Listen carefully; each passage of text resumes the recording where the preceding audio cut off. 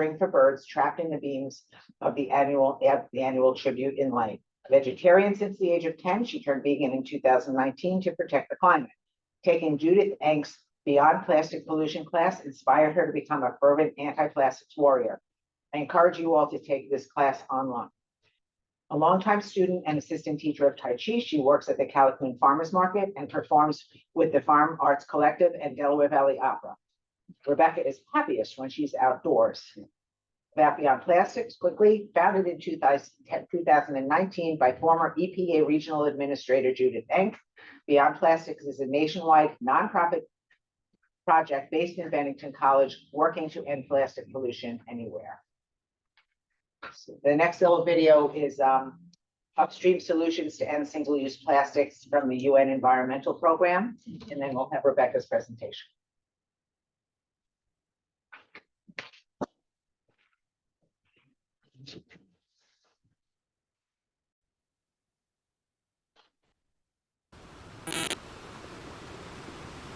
Oh, it's supposed to start like that. This is the same one. No, this is the same one. Watch. It's coming for you. No. Angry bottles, sing them short. Look to see there's a million more. Oh, there was some says no. That's just no. So here.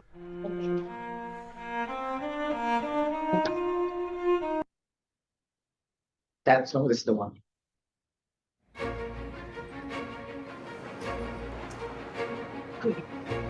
Holograma is trying to solve the plastic crisis because we are addicted to single-use plastic packaging.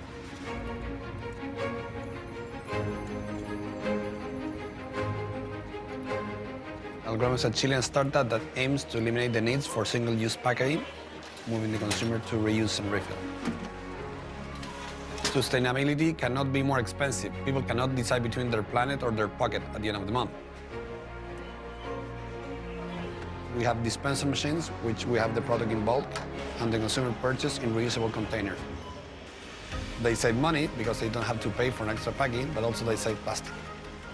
Each packaging has a chip, which offers us the traceability for quality, also the incentive for the consumer on savings to return the packaging. And also we tell them how much plastic they're saving. So we show them, okay, there's a lot of people doing small efforts to make a difference. That's also part of Holograma, to inspire others to join this movement. Holograma is aiming to have a global solution, which means to collaborate with others. We are trying to share what we know, the technology, the experience, to, with others, reach more people. Holograma is operating with 3,000 mom-pop stores in Santiago. We're working with Unilever, with Walmart. Also, we are operating in the UK with Lidl, and we had some pilot in Indonesia and the US. Next year will be Mexico. If you really want to change the world in terms of packaging, you must convince the biggest player, and we are running out of time, so you should do it now.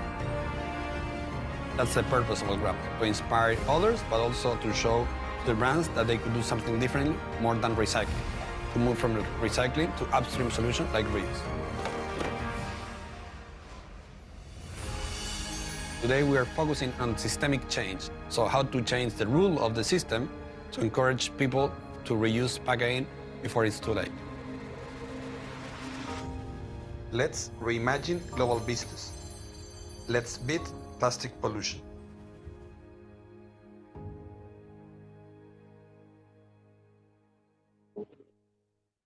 And now let's welcome Rebekah Creskoff. Thank you, Rebekah.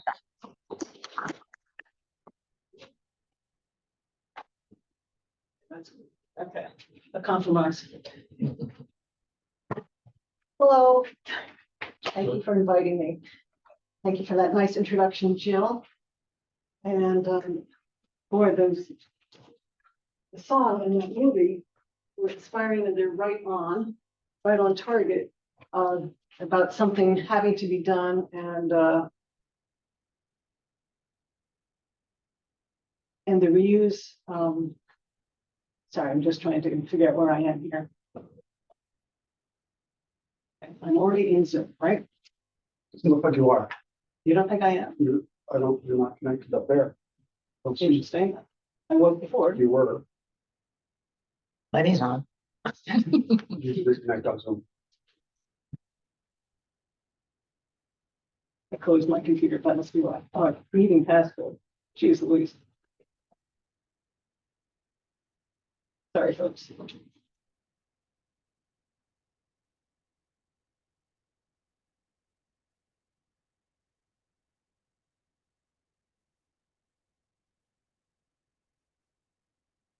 Okay. Oh, there she is. Hey. Okay. So share screen. Host disabled for participant screen share. What? Try again. Okay. This looks more promising.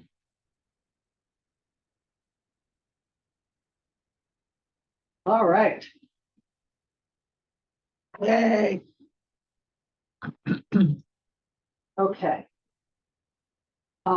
So as you've heard twice already, I'm here today on behalf of Beyond Plastics, a scrappy little nonprofit that educates, advocates, and organizes with the audacious goal of ending plastic pollution everywhere. Usually when I give this talk, I tell people just about every bad thing I know about plastics. It can be overwhelming. So today I'm just going to talk about the health aspect. But what authority do I have even to speak about health and plastics? Full disclosure, I'm not a doctor. I'm not an environmental toxicologist. I don't have a degree in public health. I'm just a recovering corporate apologist. I served time, 30 years to be precise, working for a Fortune 500 company of which you have heard. Here I am with the big boss, Jamie Dimon. My job was to make employees love him, and I was good at it. It didn't hurt that he's charismatic and good looking. Today you could say my big boss is Judith Enck, although my work is entirely pro bono. Judith was an EPA regional administrator under Barack Obama. When that stint ended, she founded Beyond Plastics. A few years ago, I heard about her online course, Beyond Plastic Pollution, from Jill. Thank you, Jill. Thank you for making it on, baby. And I signed up. It was a real eye-opener. I wanted to be able to discuss the issue intelligently with people, so I signed up for their Speakers Bureau training, which is how I came to be here to explain why plastics is a public health crisis and what we can do about it.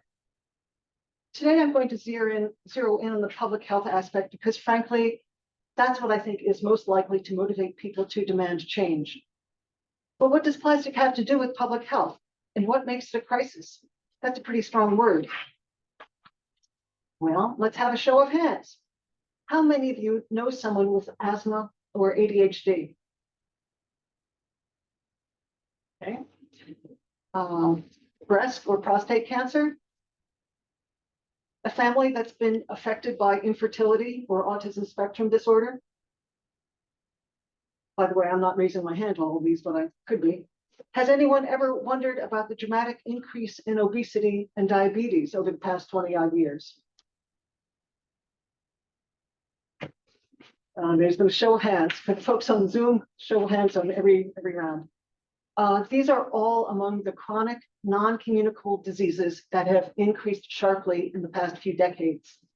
All have been linked through multiple lines of evidence to the chemicals in plastic. 99% of all plastic is made from polymers derived from fossil fuels combined with synthetic chemical additives. Plastics as we know them would not exist without those added chemicals. That's because on their own, polymers are just a goopy mess. So it takes a lot of additives to make plastics useful. By weight, any given plastic item is about 50% chemical additives. Polymer half forms an incredibly long backbone made up of carbon-carbon bonds, which are very strong and stable. These ultra-sturdy bonds are what makes plastic so durable. But the chemicals aren't actually attached at a molecular level. They just sit between the folds. Since they aren't tightly bound to the material, they don't stay put. That means plastic is not inert. If there's one thing you take away from this talk, it should be that plastic is not inert. A new report issued 10 days ago by the Norwegian Research Council identified more than 16,000 chemicals that are known to be present in plastics. That's a lot of chemicals. 11% of them are non-hazardous.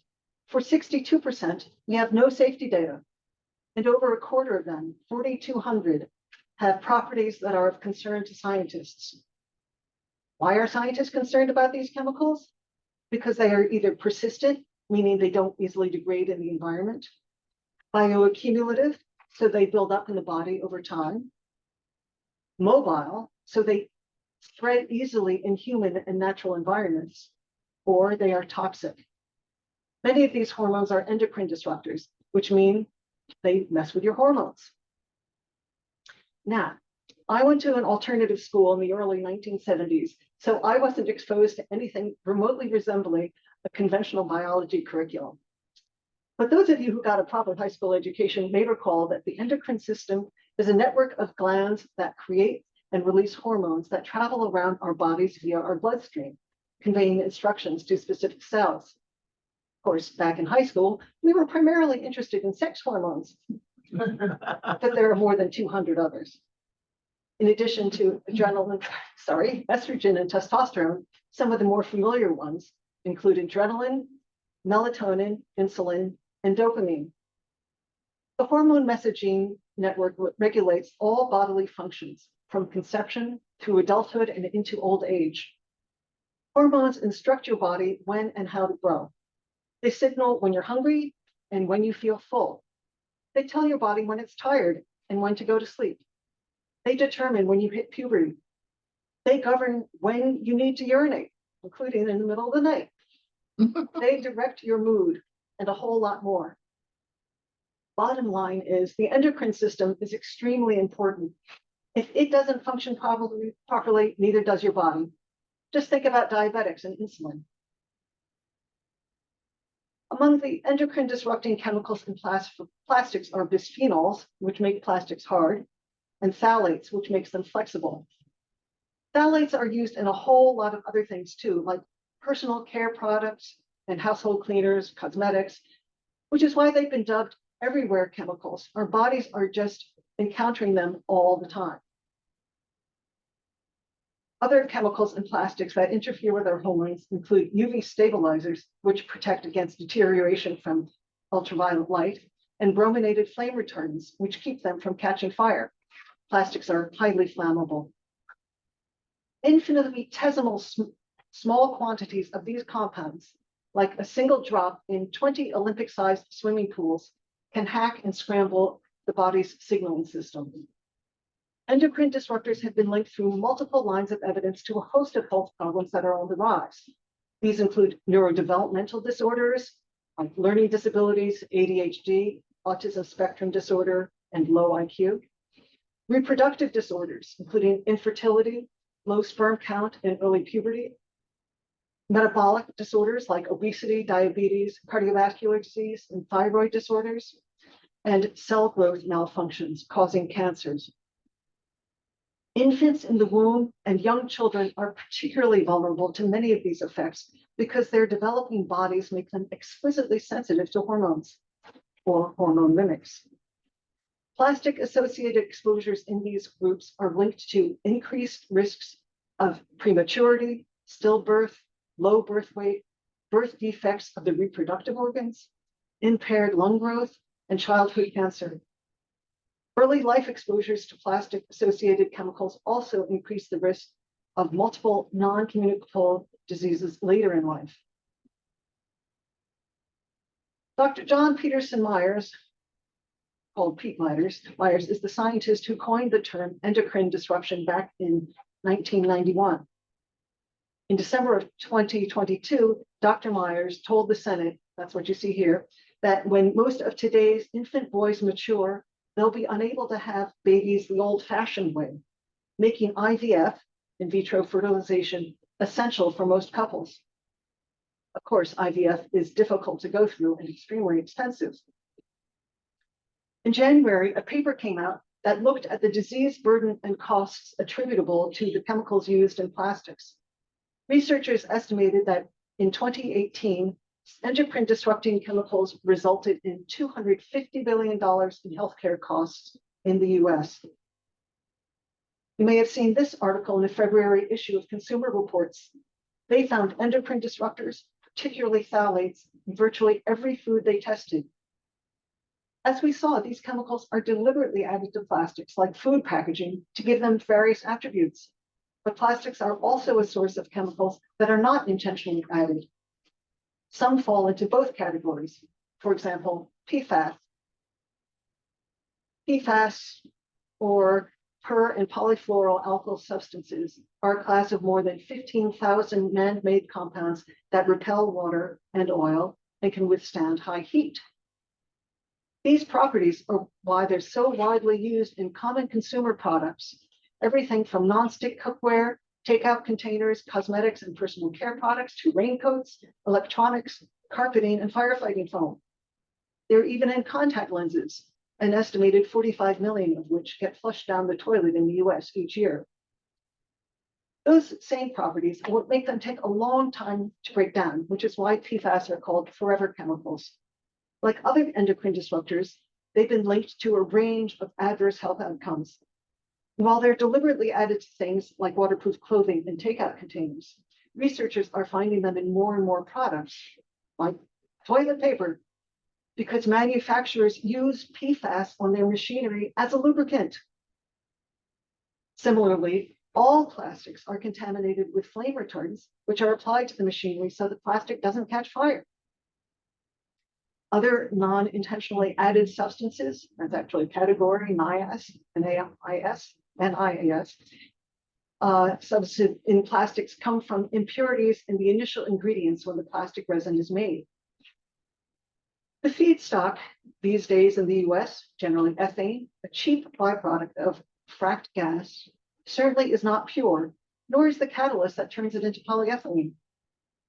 And when petrochemical companies are purchasing additives, they're not required to obtain pure substances. They just buy the cheapest alternative. Under the incredibly high heat and pressures needed to make plastic, those impurities can enter into chemical reactions and create new chemicals. And the manufacturer doesn't even know they're there. And why should they?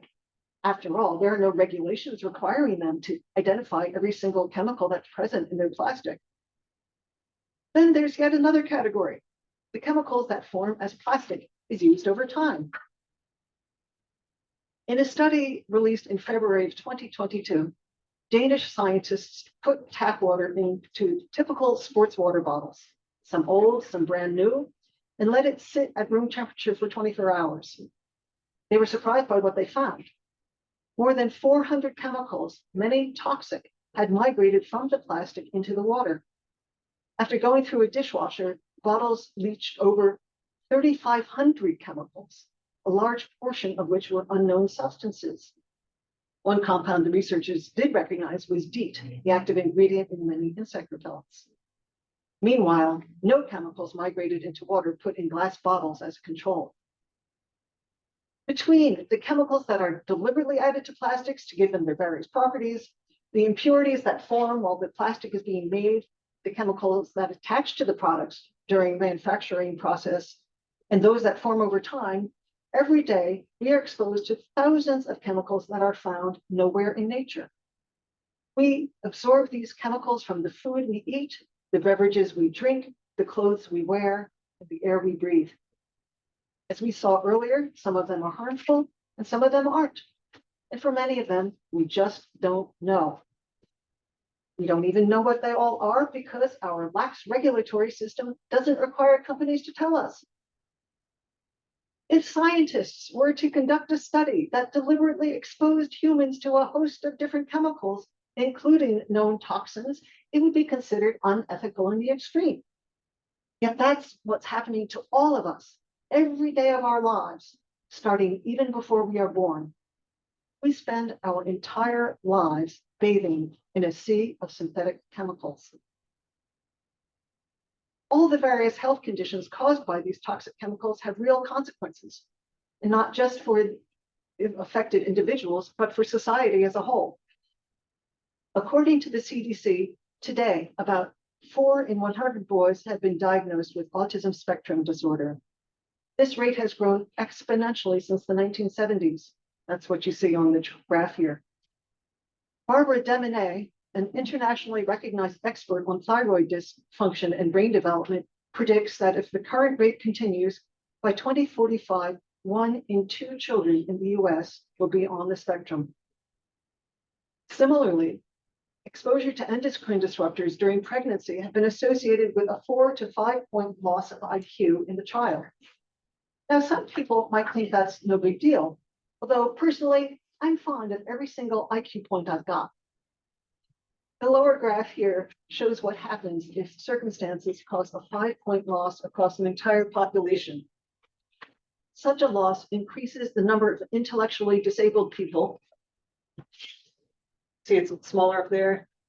So it increases the number of that group by over 50%, and it significantly reduces the number of gifted people. It's hard to grasp that, like a fish in water, we're surrounded by hazardous chemicals. They are in everyday products that are so familiar, we assume they're harmless.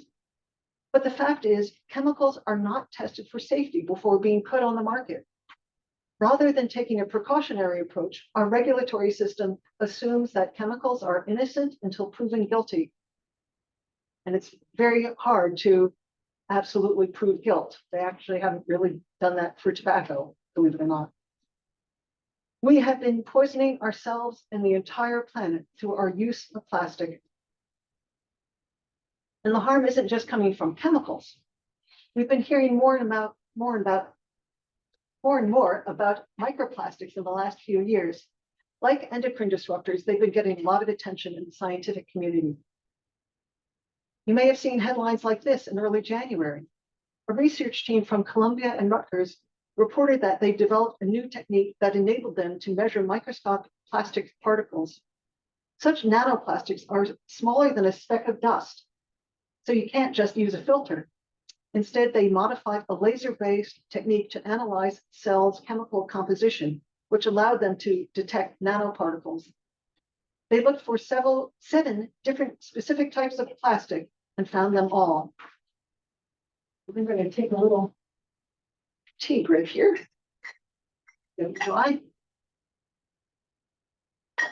So 1 liter of water, the equivalent of 2 standard-sized bottled waters, contained an average of 240,000 of these plastic particles. Only 10% of them were microplastics, meaning the size of a pencil eraser. For size of a pencil eraser down to 1 micron, and for reference, the average human hair is about 100 microns thick. The remaining 90% were even smaller nanoplastics, which no previous studies had been able to detect. Of course, plastic particles aren't just in bottled water, they're in us too. Over the past few years, scientists have found microplastics in our urine, in our poop. People with inflammatory bowel disease had more of them. In our blood, lungs, heart, and other organs, in the human placenta, in newborn infants' first poop, in breast milk, and in the human brain. They've found them everywhere they've looked. But does it matter? Maybe these plastic fragments can hang out in our bodies without harming us. Apparently not. Earlier this month, some scientists in Italy reported that people with microplastics or nanoplastics in fatty deposits called plaques lining their carotid arteries were twice as likely to have a heart attack or stroke or to die over the next 3 years than people who had none. This is a new field of study, but other research has shown that micro and nanoplastics may cause oxidative stress, tissue damage, and inflammation in cells. The evidence suggests that microplastic particles, which often have sharp edges or irregular shapes, physically damage tissues. Meanwhile, nanoplastics are so small that they can actually enter cells. And remember, plastic is not inert, which makes microplastics tiny Trojan horses carrying their burden of toxic chemicals wherever they go, including inside us. Recycling is no answer. First of all, it's not economically viable. Secondly, plastic polymer is irreversibly damaged from the heat and compression of the first production cycle. Like bread, it can't be turned back into dough. But what has me most concerned about is that things made out of recycled plastic contain even more hazardous chemicals than new plastic. And they too leak those chemicals and shed microplastics. So, what can we do about all this?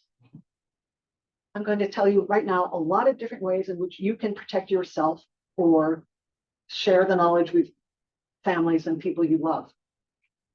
So there are a number of steps you can take to protect yourself from the toxic chemicals and plastics.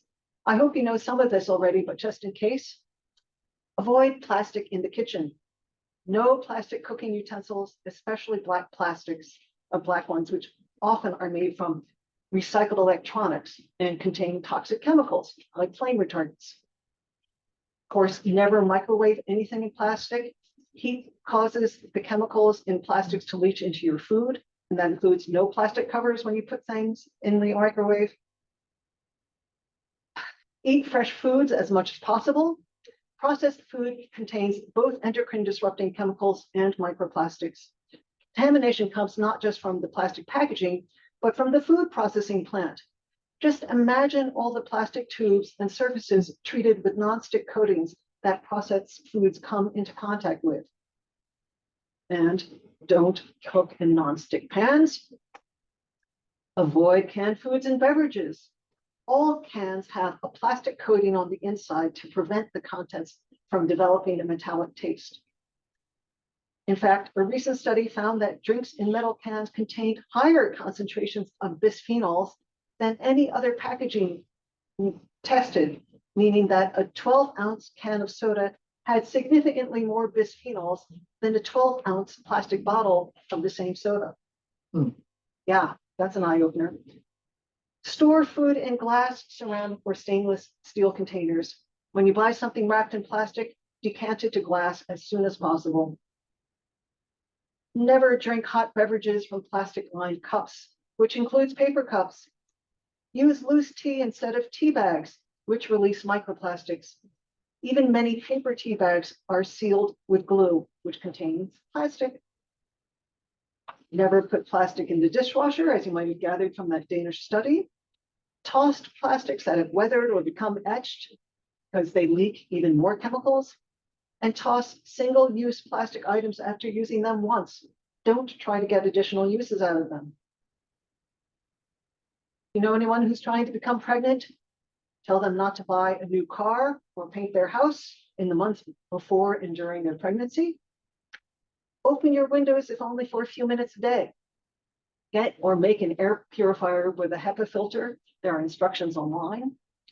Vacuum frequently, ideally with a HEPA filter, and mop with a wet mop to avoid kicking up dust, because microplastics are a major component of household dust. We create these when we walk across a rug, when we walk, period, if we've got synthetic clothing on, just the friction from legs brushing against each other.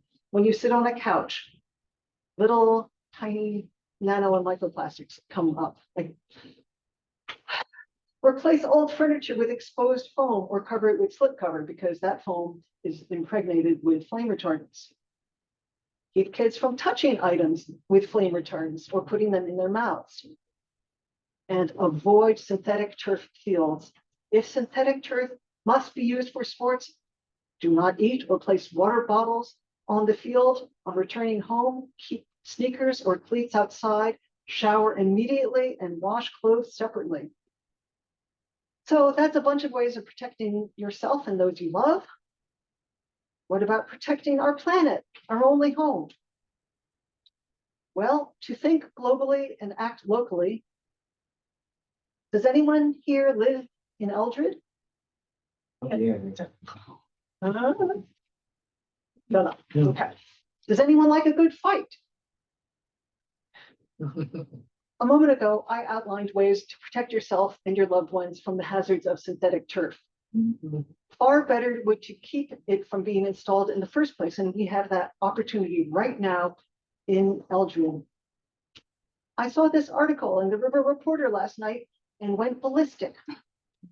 Synthetic turf is effectively a plastic carpet, the size of a football field. Manufacturers aggressively promoted artificial turf's attractive appearance and durability in wet conditions are strong selling points. It is entirely unregulated.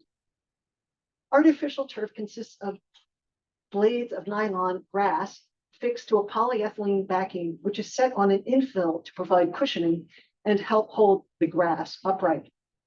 All these materials contain a variety of chemicals of concern, including PFAS. Even turf marketed as PFAS-free has PFAS in it because each faux blade of grass goes through an extruder lubricated with PFAS.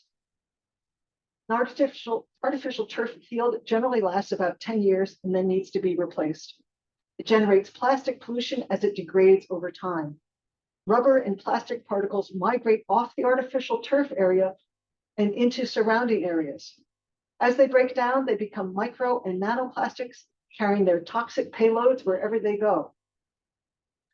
And because artificial turf is impermeable, it starves and smothers the soil biota beneath it. The impermeability also means that fields need to be decontaminated, but they often aren't. So bacteria gather there, viruses, dogs pee or poop on it, staph infections, even MRSA has shown up on turf fields. And then because it's plastic, when kids fall, or adults, they get nasty turf burns. I could show you some really ugly slides, ugly pictures of these, but I won't.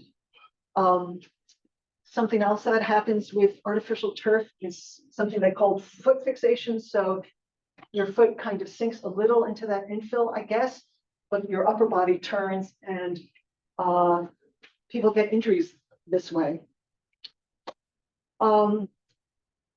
I could go on, but just one last thing I want to mention. No, I think it's the NFL has banned turf fields, artificial turf fields. I'm seeing nodding from the back. And the Philadelphia Phillies, 6 of their former players have all developed, not all died, I should say, of a rare form of brain cancer, glioblastoma. It's just awful stuff. The fields heat up on hot days. Players are inhaling the volatile organic compounds that come up from all the various toxic chemicals that are in it. It's just very bad news, and kids get burned. I'm only mentioning artificial turf right now, but there's also, if you think of playgrounds, those rubber mats they put on playgrounds these days, same deal. They get very hot, all the same chemicals, and if kids go barefoot on them on a hot day, they can actually get second-degree burns on their feet. So heat stroke is an issue. So here in New York, Governor Hochul has signed Senate Bill S-834, which says that, among other things, it's about carpet recycling. PFAS is a carpet. So after December 31st of 2026, no carpet sold or offered for sale in this state shall contain or be treated with PFAS substances for any purposes. Since it's impossible to create an artificial turf carpet without PFAS, they're trying to sell them now. Yeah, they don't want to be stuck with stranded assets. So I really hope people, particularly in Eldred, but I think in our whole region, take up the fight against this turf field they're planning on installing in Eldred. So the article in the River Reporter, they were debating the usual kind of infill, which is crumb rubber, that is to say recycled tires. Sounds good in theory, if you don't know that they leak chemicals and microplastics. So you've got this toxic material that you're putting out there in the world, or they're debating between that, which is cheaper than EPDM, which I researched for you last night, ethylene propylene diene monomer, It's essentially just new tires. Still has got plenty of toxic chemicals in them, and more expensive because it's new. They're not taking recycled tires from the dump. All tires are made largely from synthetic rubber, which is to say plastic, because natural rubber accounts for less than 20% of a car tire. So industry is positioning the other stuff as safer because it's new, but it really isn't, as you probably have gathered. So if all of this have gotten you down, oh, there's some crumb rubber for you. Here's a little PSA for the Suicide and Crisis Hotline. Really, it gets me down. And remember, Freud said depression is anger turned outward. No, depression is anger turned inward. So harness that anger and put it to work fighting the plastics crisis. As folk singer and activist Joan Baez said, action is the antidote to despair. And since a staggering 42% of plastic produced today goes to make packaging, that's where we need to zero in. Majority of plastics produced today are designed to be used only briefly before being discarded. It's crazy that we create toxic garbage that will last essentially forever for something that will be used in the aggregate for a matter of minutes or just a few hours. While we can't fix this problem overnight, we can start to make it better by not making it any worse. So rather than trying to manage an ever increasing amount of toxic plastic waste, we need to focus on upstream solutions and stop making so much plastic in the first place. And again, since 42% of the plastic produced today goes to make single-use packaging, that's where we need to home in. It won't be easy. According to the International Pollutants Elimination Network, IPEN, plastics producers are predicting a 5-fold increase in output between 2020 and 2050, and they're building out the infrastructure to do it. That means we need to tackle this not just through our personal choices, but through policy change, and fast, because big corporations don't just walk away from multi-billion-dollar investments. They don't want to wind up with stranded assets. I'm a big fan of the federal Break Free from Plastic Pollution Act, but in this dysfunctional Congress, it's not going anywhere anytime soon. We have a much better shot at affecting change at the local level, Mildred. And in the state level, we're working to pass the Packaging Reduction and Recycling Infrastructure Act. I'm really excited about this bill, which would create environmental standards for packaging. Last Thursday, the Sullivan County Legislature passed a resolution in support of this bill.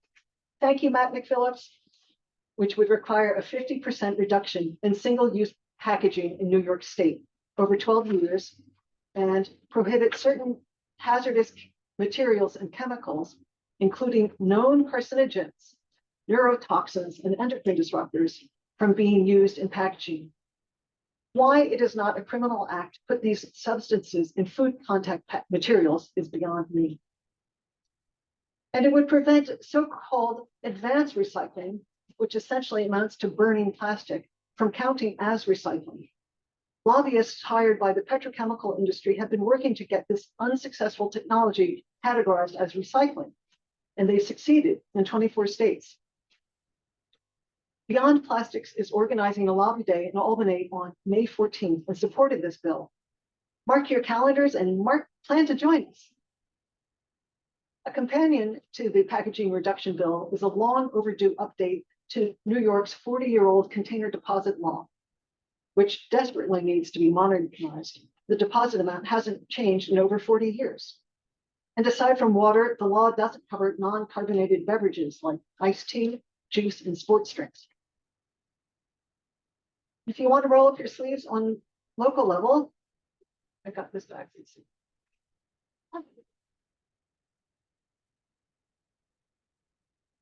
There we go. Beyond Plastics has developed a whole set of easy to implement grassroots actions you can take in your own community.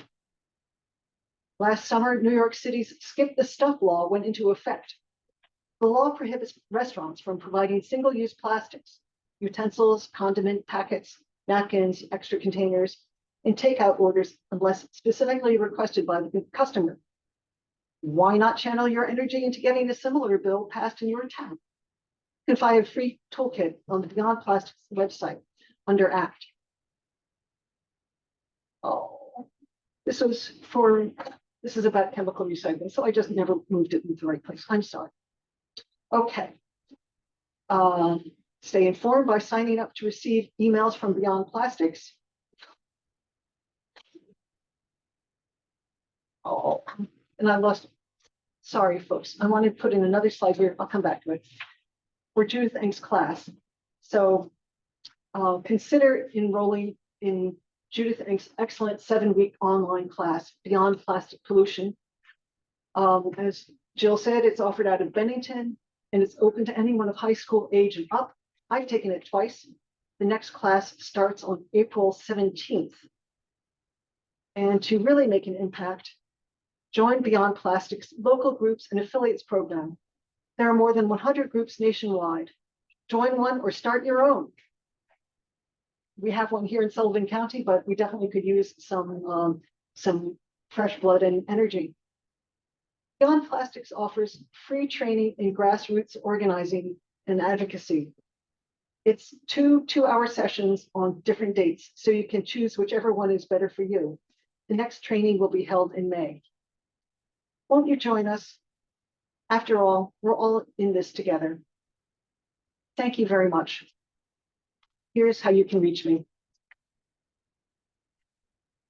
Thank you, Rebecca. And I'd be happy to take any questions if anyone has any. Very happy. I'm going to stop sharing and go back to the, see if I can find my way back to that slide with the info about Judith's class. So, questions? Yeah, wow. Oh, where do you begin? I'm gonna have to go through my kitchen. Yes, yeah.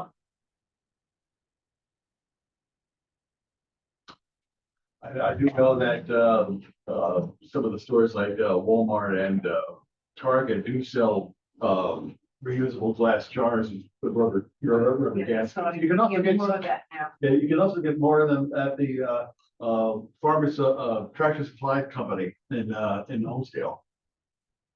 But you still have to plan to call. Right.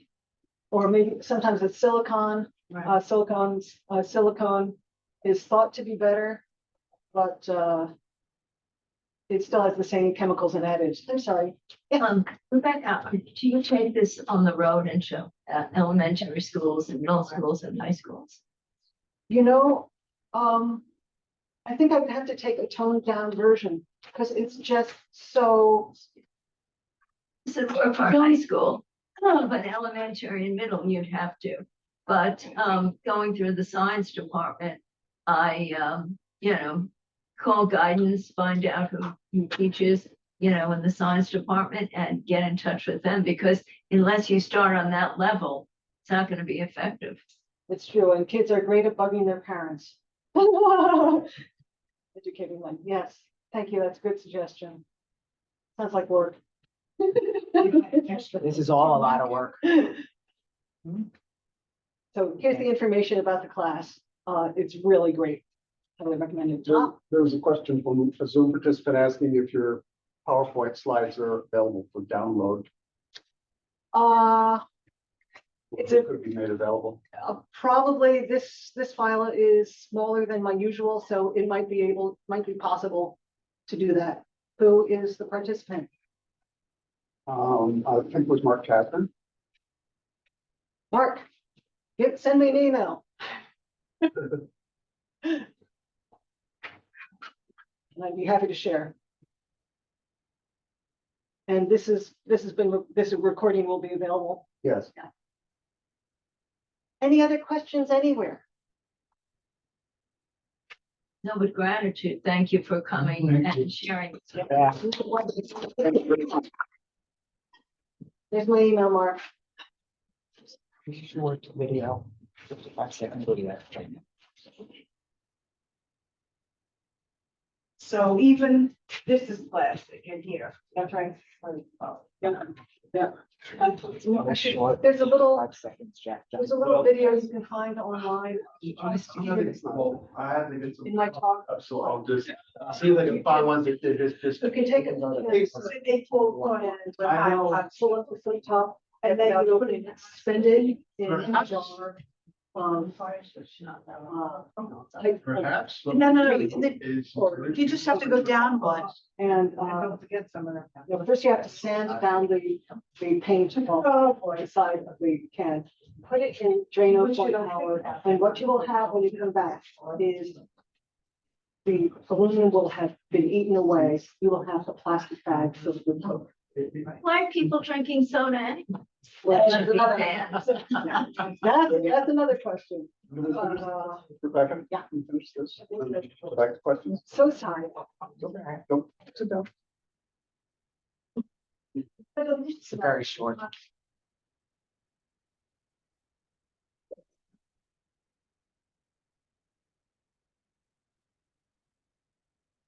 No.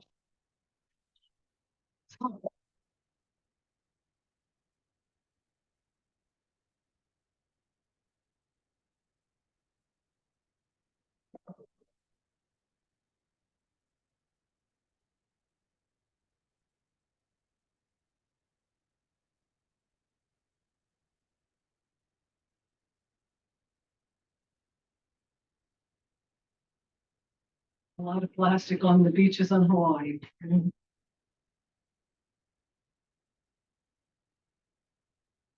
What do they call it, the plastic,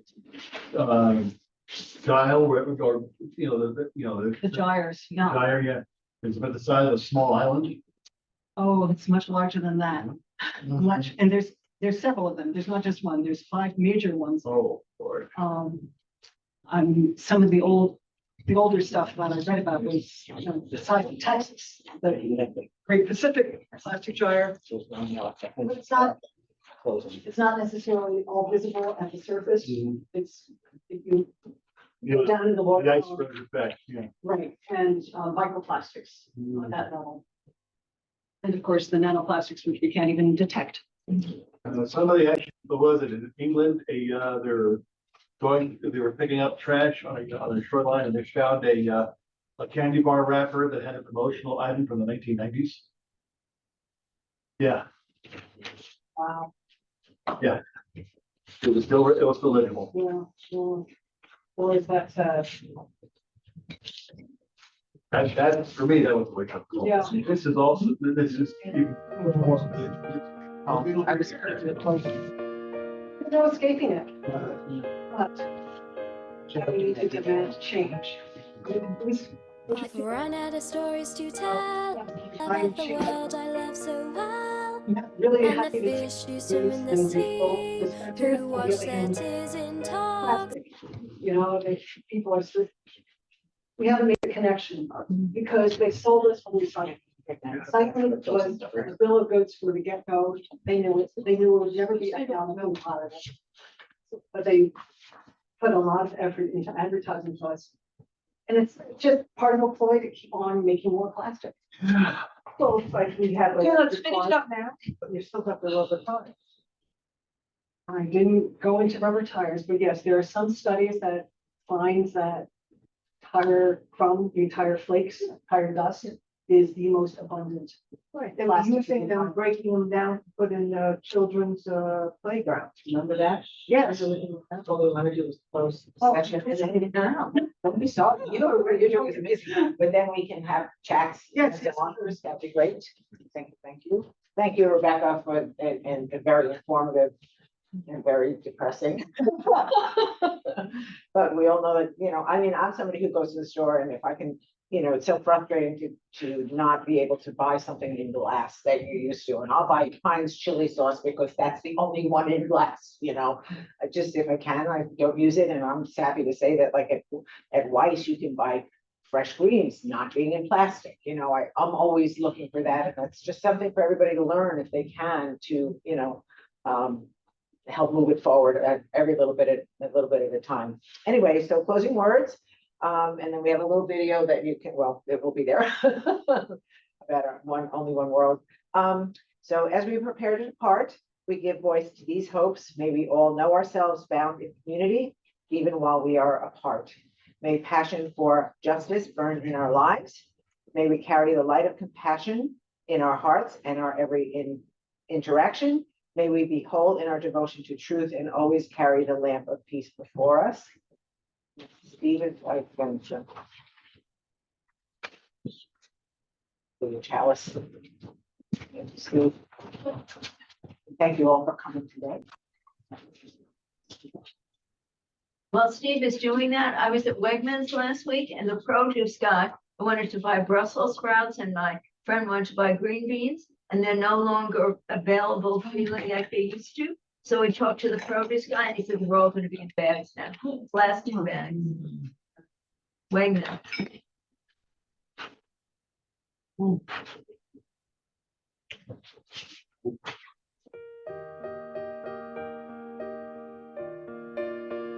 Well, Rebecca, I have good news for you. My son's stepmother is a science teacher at Eldred. I've run out of stories to I will tell connect you. about the world I love so well, and the fish who swim in the sea. It's only who one wash day in a their trip, tears in not a killer.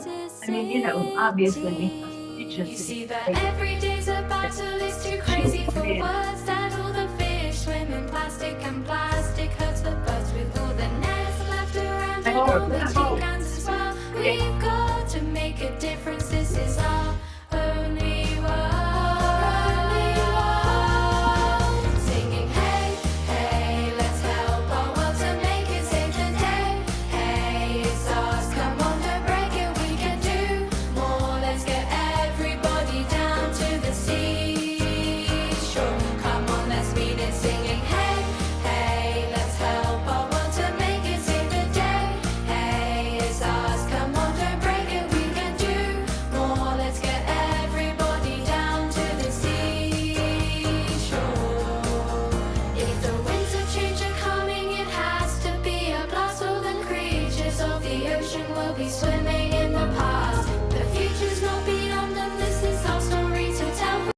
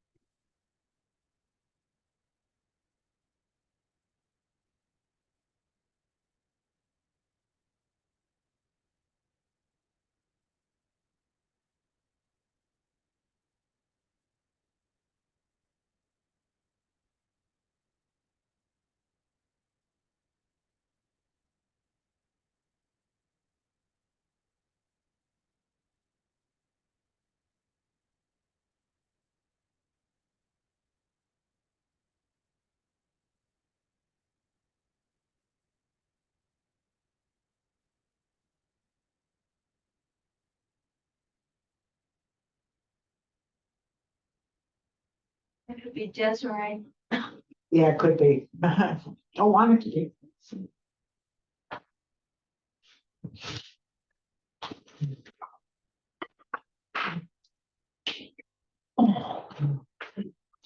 Well.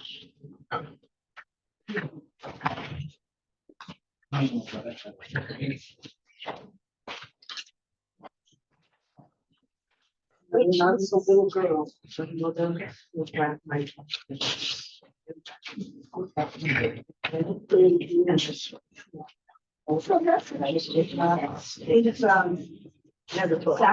with, and did you tell your mother?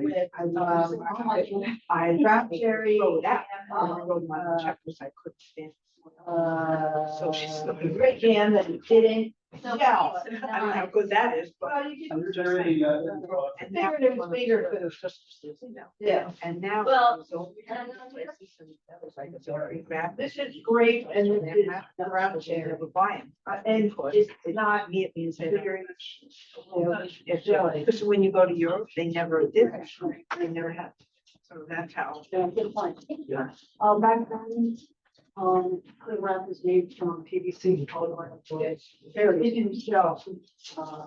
But I don't smell. Oh, the thing about this, and the tape, I can actually taste it in what I was eating, and I didn't understand. Yeah, yeah, yeah. They didn't know what